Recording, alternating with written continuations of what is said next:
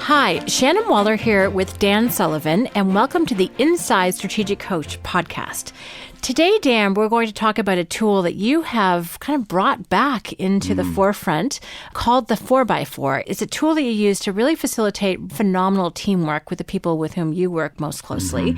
So we're going to talk about the different elements today. But first of all, talk about how did you come up with the idea of a 4x4? What's the context behind it?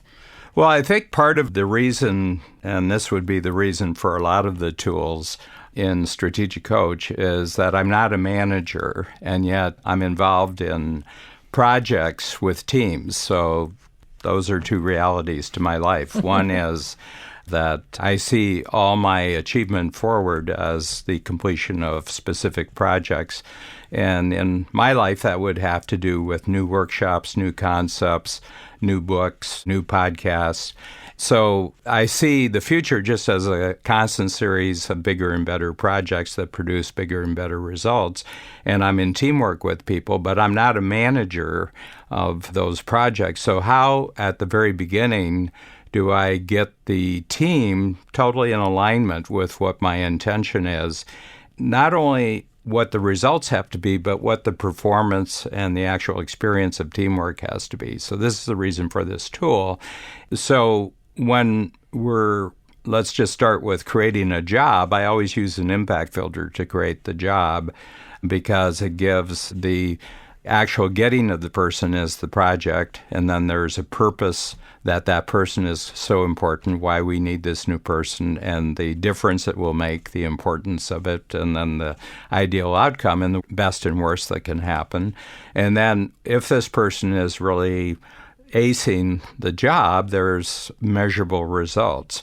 And that's how they get hired. But once they're hired, then the work actually starts. So I have another tool, and I hadn't really thought about it because, I did it for my own purposes, but we're into the stage now where we're looking at everything as a game changer inside Strategic Coach, right from the beginning of the signature level right to the lead workshop in the game changer. So I see the entire progression for as long as you're in Strategic Coach, you're learning new ways to change your game.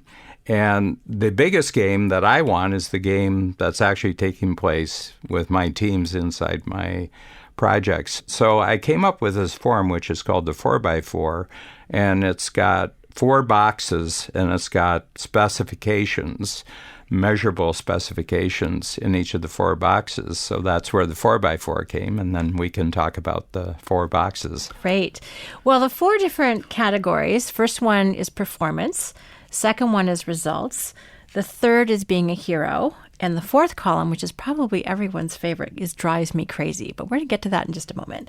So, Dan, let's talk about performance. And we have talked about the words in this box before, but they're really, really important. And I love that there are only 4 in terms of how you want people to show up. So can you describe the performance section of the page? Yeah, and I think that when I say these 4 qualities, they're characteristics of how people show up in the morning and they go through the day, and this is your experience of them.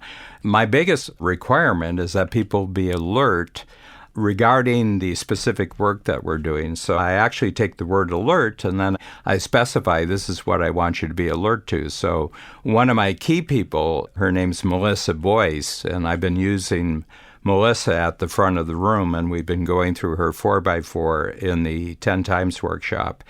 And the biggest thing I want her to be alert for, because she's responsible for getting referrals in all of my classes that immediately go to the sales team. So the thing she has to be alert to is any possibility of someone being willing to give a referral, and then getting that referral and making sure within a very short period of time that the salesperson who's assigned to that referral client is following through so that we never drop a referral.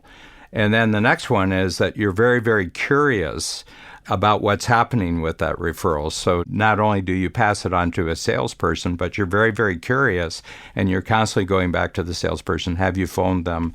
And because the salespeople, are very busy and they go through a lot of names, they're phoning every day.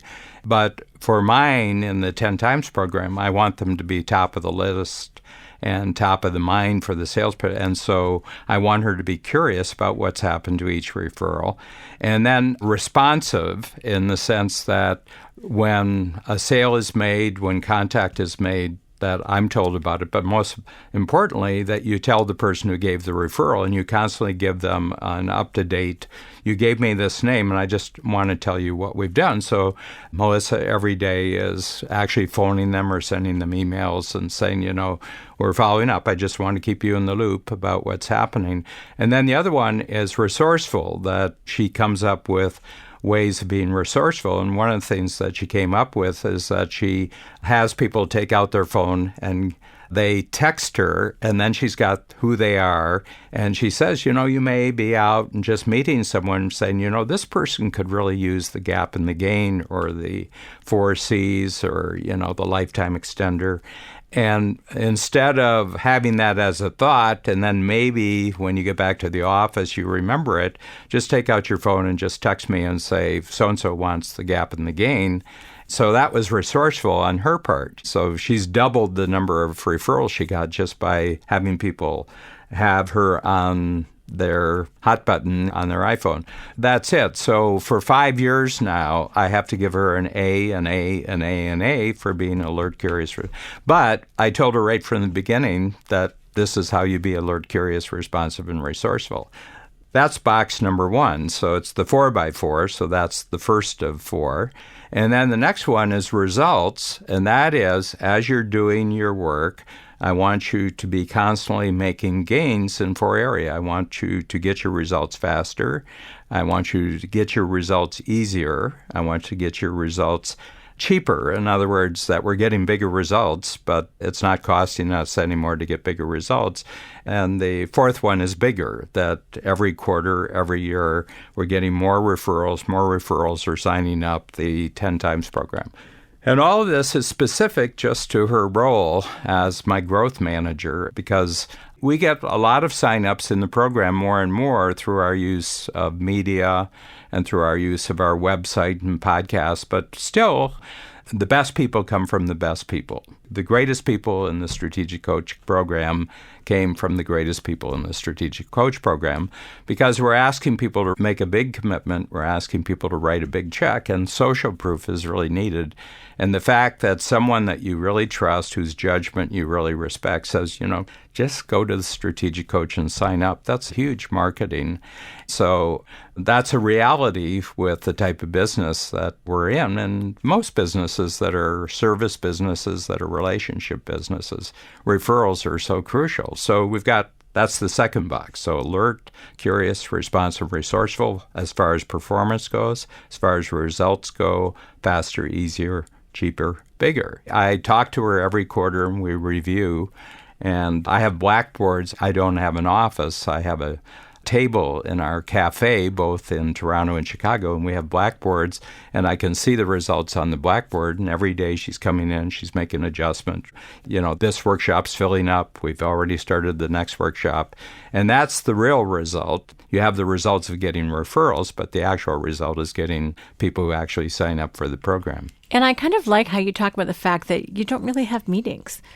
So it's almost eliminated the need for meetings because you can see it. You've got your dashboard literally in the form of a blackboard that you're both in. You may chat about it or she may give you a short conversation, but there's never an official meeting, which is such a time waster for so many people. So there's an efficiency to this that's pretty amazing, but we're still only halfway through the page. Yeah, and I'm really being sneaky this quarter because I'm actually demonstrating the 4x4 sheet, but I'm bringing Melissa up to the front and she's talking about how this 4x4 sheet is so important to her. So, and I just saw her about an hour before we started this podcast, and I said, "What's the impact?" And she says, "Boy, if I didn't know it before, I sure know it now." And she said, I'm seeing depths to this, and I'm seeing dimensions to this that I hadn't seen before. So I'm doing my performance review with her right in front of the room where she has to tell people why this has worked so well for her. And I think it's made a huge impact. And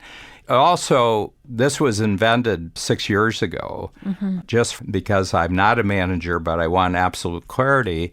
And the 4x4 sheet actually does about 95% of what most people consider management.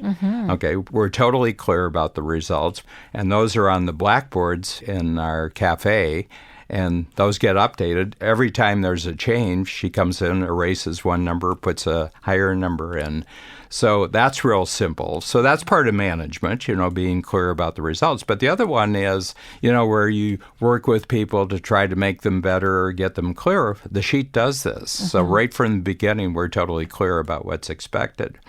So that's the top two boxes. So we've got 2 out of the 4. And then the lower left-hand corner, so you just think of an 8.5, 11 sheet, and it's divided horizontally and it's divided vertically. And so there's these 4 boxes. So I'm going to talk about the lower left-hand corner, and that's being a hero. This changes. The top 2 boxes really don't change that much, but the bottom left-hand box changes more than any others. And that is, I keep coming up with new strategies of how we're going to improve the referral process. And I create these as sort of categories. So one of them is called capture to sign up, the capture to sign up. And the whole point is that in one day, if she gets 25 referrals, and that happens, I mean, she's had as many as 40 referrals, within 24 hours, all of those referrals are in the hands right at the top of the list of the relevant salespeople. And those salespeople may be in Chicago, they may be in Toronto, they may be in the UK. So she's very busy the next day, but within 24 hours. And all during the workshop, she's sending off, got a new referral for you and everything else. And not only that, but she logs them in. She's got a sheet of her own, and she's going over her sheet all the time. So we have a whole series of projects. And then we talk, and I say, maybe we can come at this in a different way. Well, that'll be another project. But her carrying out these specific projects, which may be 3 months in duration or 6 months in duration or just for this year. And one of them is 565. It's called the 565 Project. So when we started the 10 Times program, we had maybe 50 to 100 people. And I said, I want 565 people in the program. And she says, well, why 565? And I said, well, you're asking the question is the reason why I did it. And I said, well, why 565? And I said, it's a number that you'll remember. And this quarter, we're actually passing 565. Woo. So this has been a 5-year project, but we're crossing over. And, there'll be champagne, there'll be treats and everything when we cross over. And she gets bonused for the results of filling up the workshop, so she gets rewarded a lot for doing it. The interesting thing is, in 5 years, we've had no misunderstandings. We've had no disagreements. There's been no unclarity. It's just that the sheet is there, and she has it right next to her computer, the sheet that was created on the very first day when she came into the role. And every day she comes in, she just reviews the sheet. And I haven't had to manage. The sheet manages, and the numbers on the blackboard manage. She's in every one of my workshops, so she comes in and she goes about her business of gathering referrals, and she talks to everybody. And it's a rule that the people who are the best new sources of referrals are the people who are the past best. People who give referrals like giving referrals, and they don't really want to be rewarded that much. They just enjoy the activity. And so you got to zero in with every workshop who the top 10 past referral sources are, because those are the first 10 you want to go to. It's like bartenders. They know who's a drinker. Yes. This has a more positive outcome. Yeah. Well, and the other thing about being a hero, you use the language very intentionally. And Melissa talks about this too, is just how much she really loves being a hero to you. And she makes the point in the workshops that your teams love being a hero to you. And they want to know specifically and exactly how they can do that. And if anyone's questioning this information, Gallup has done numerous studies. That's what they do. And they say one of the number one frustrations for team members is not knowing what's expected of them, not knowing how to make their manager or the company happy. So this, in one small box of 4 things, well, actually 16, but particularly this section, Dan, really knowing how she can win in her role, I think is a really significant piece of information. Well, let's go to the 4th box. Yeah, well, the 4th box, first of all, that everything I've said up until now is specific to the particular job. And positive. But there's a box which is called This Drives Me Crazy. On everybody's sheet, it's This Drives Dan Crazy, okay? This is just general, and it's who I am. It's part of my personality, and I have idiosyncrasies, and I want to tell the person right up front that for the most part, this is going to be a dream. But if you do 4 things, I'm going to turn into a axe murderer. I said, I go hallucinatory and I start thinking about the end of your job if you do these 4 things, And it's so funny because when I introduce this drives me crazy in the workshop, the clients will say, you mean you tell the person what drives you crazy? And I said, well, let me ask you a question. Have you ever hired someone who, according to the job description, did everything that's on the job description, but you still fired them because they drove you crazy? And the hands go up. And I said, how many of you are repeat firers of people because they drive you crazy? And I said, did it ever clue you that they don't know what drives you crazy, that it's peculiar to you? Now, it's not completely peculiar to me because there's aspects of Kolbe profiles, where you get real conflict. And one of the conflicts that's, blueprinted in because of the Kolbe is that I have a 10 quick start. Mm-hmm. And the real power that makes Melissa, she's a long follow-through. And I have a 2 follow-through. So there's a 5-point difference. Yeah, she's a 7. She's a 7, but her quick start is like a 4, a 3 or a 4. Yeah, she's a 5-7-4-4 Kolbe. 5-7-4-4. Yeah. And the thing is that she's got a system, she works the system, but I may not be getting information back. So one of the things about my particular Kolbe, I'm a 2-2-10-4, and I'm not unusual in that particular profile. You married one and you work with one. So your husband and I have exactly the same profile, and we don't do research before we make a decision. Okay. We just make a decision, and then we start doing research about whether it's the right decision. So a follow-through standpoint, they're following through, and from their perception, nothing happened that day to report on. And to me, that's major research, that nothing happened that day, because I have all sorts of questions why nothing happened that day. Mm-hmm. For example, she's giving the salespeople lots of referrals, but they're not making sales. I said, why is that? Are they going to the top of the list? Do they know that it's my referral? Do they know it's for my workshop? And she says, yeah, I think they do. And I said, oh, no. You can't think that they do. You have to go and check to see if they're following through every single day. So this is the one aspect. It's not management, but I'm simply saying I need certain kinds of information, and it's mainly on the information basis. So one of mine is black holes. Okay, great referrals are provided by multipliers. That's what I call the entrepreneurs. They're multipliers in workshops that fall through the cracks and they get lost. And I said, well, that defeats the whole purpose of your job if referrals get lost or they fall through the cracks. So I have to know this. But this is just general about anybody that works with me. So this isn't specific to this particular person. So this is a general, this just drives me crazy. Well, Dan, I think your point that no information is actually information is one point that I want to get across to team members. So this, to my mind, is incredibly relevant in terms of teamwork. And for a lot of people with different Kolbe profiles and even just a different mindset, they think, well, I'm only going to report when there's something to report. and you and Babs is exactly the same. No information is information, because then you start asking questions. Why? What's happening? What's the priority? What assumptions are people making? How are they thinking about it? Is this the right strategy? There you go. The people you're working with, do we have to change that up? I mean, are we approaching things? Is there an improvement? So all the innovations actually come from no information. I mean, nothing's happening. Well, that's massive information. And the other one is kept in dark. Actually, good things are happening, and I'm not being told about it. Right. Kept in the dark. You can't keep me in the dark. I hallucinate if you keep me in the dark. Well, let's talk about hallucinating, because you haven't seen the acts yet. Because this was a big point in a recent workshop where, with a lack of information, everyone makes it up, and they make it up negative.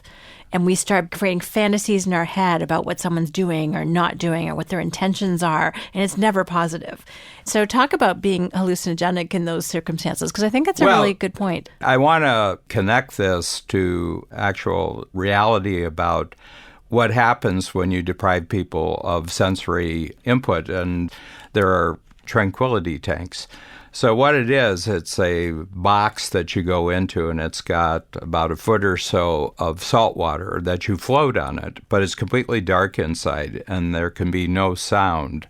So you just float in it, and the moment that you are put into one of these tranquility tanks, your mind starts to really do strange things because it can't see anything, it can't hear anything, and the salt water, you're not grounded, so you're not feeling the ground or anything like that.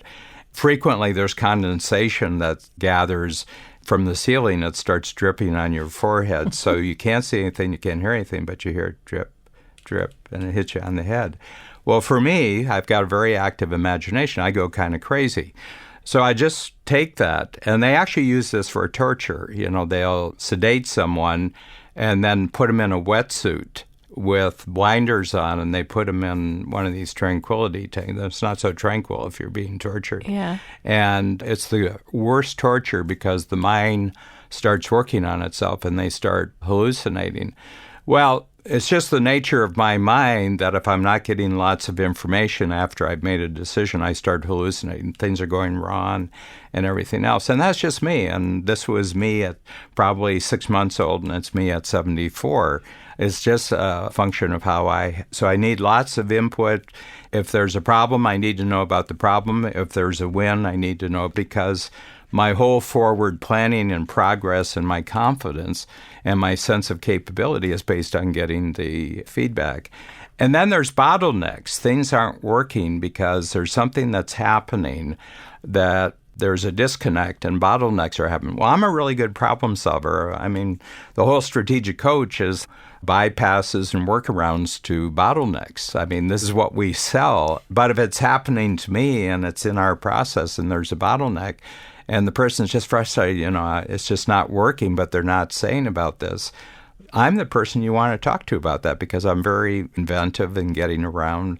This is how all the concepts in the program got created. If somebody's running into an obstacle, it's a strategy circle. We got a goal, we have obstacles, we take the obstacles, we transform them. And then the final one is backstage-itis. Okay, so backstage-itis is something happening in the strategic coach general organization where someone has made a decision, well, we're not putting the emphasis on this right now. So the people I'm working with are not getting the resources, or their time is being used up in a way that's not actually focused on the results. I say, I couldn't care less about what else is happening. This is our project. This is what our focus is. And that's for them to solve that problem, but it's not our problem. So this is it. And as your organization gets larger, you can have these things that are where the performance of your team members are being affected by things that are part of the general organization, but they're not something that we're responsible for, but it's disadvantaging us. Backstage-itis to me is when things are getting disconnected from the impact on the front stage, and eventually it turns into bureaucracy, which is, I think in every growing entrepreneurial company, we have to be very active to solve those problems, but you can't do it if someone's keeping you in the dark. So I just want to read through Dan, have you read through the 4, because I think a lot of entrepreneurs resonate. They're like, can I just copy those? Well, I did the black holes that, referrals are being gained, but they're being lost or they're dropping through the cracks. Kept in the dark, both Dan and our referring clients are not being kept up to date about what is happening to each referral. Bottlenecks, it takes more than 24 hours for the referrals to get to the hot list for the appropriate salesperson. So something's not happening there. And backstage-itis, the person, in this case, Melissa, is increasingly involved in backstage activities that have nothing to do with our teamwork and nothing to do with our product. So, if I see my times being taken away from my projects, then a strongly worded letter will be sent to head office to actually do that. And I'll say, hey, you're taking my person away from the number one activity in the company that brings in the biggest checks. Right. This is number one. I don't care what else is happening in the company.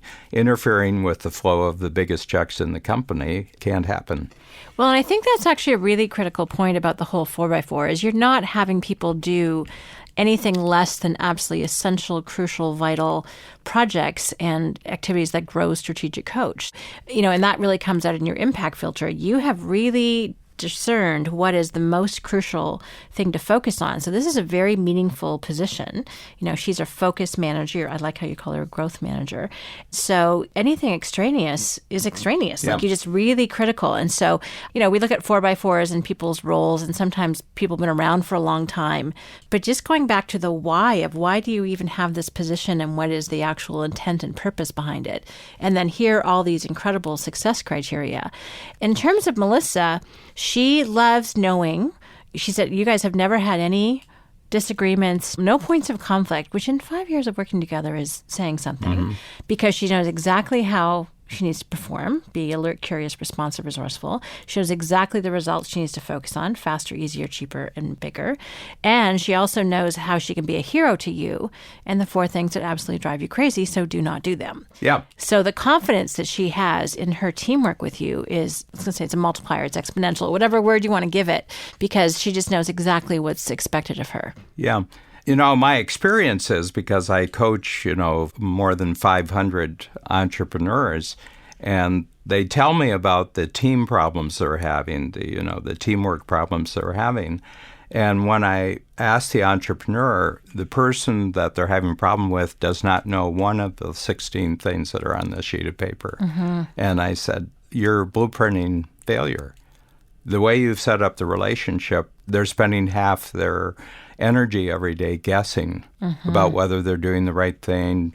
Is the entrepreneur happy with what I'm doing? Is there something that's really bugging the entrepreneur and I don't know? They go to bed at night, they don't sleep properly, they get up in the morning, they start to dread going to work because they just don't know. So how can they be confident? Well, it goes back to the 4C confident. We want people to be committed, we want them to be courageous, we want them to constantly increase capability, and we want their confidence. Well, if they don't know any of this information, none of those 4 things are going to happen. So let me ask you a question, because all of a sudden I said, hey, I'm using this in my teamwork with my projects. And then I said, why didn't I ever communicate this to all the other, it's one of those things, it's just like something happened in my brain. But I brought it back this quarter, and actually I'm doing something really unique. I have the new Game Changer program, and I've actually done a 4x4 for everybody who's in the Game Changer program, which I'm going to present in just a few days, of how I want the entrepreneurs to perform, the kind of results I'm looking from them, how they can be a hero to me as the coach, and what's going to drive me crazy about their participation in the Game Changer program or non-participation, as it may be. So my feeling is that there's a multitude of things that just make this a really good concept right at this point. And I was going to ask you the question, you're in charge of the team program, you've designed the entire team program, you coach with a lot of the entrepreneurs, sometimes on site with their teams. What do you see now as the usefulness of the 4x4? I feel a little bit like you. It's like, oh, why didn't I do more of this? So it's definitely in our workshops this quarter in terms of the team leader program. And it's one of the ones I do want to bring in because part of what I love about this, Dan, is it's one page.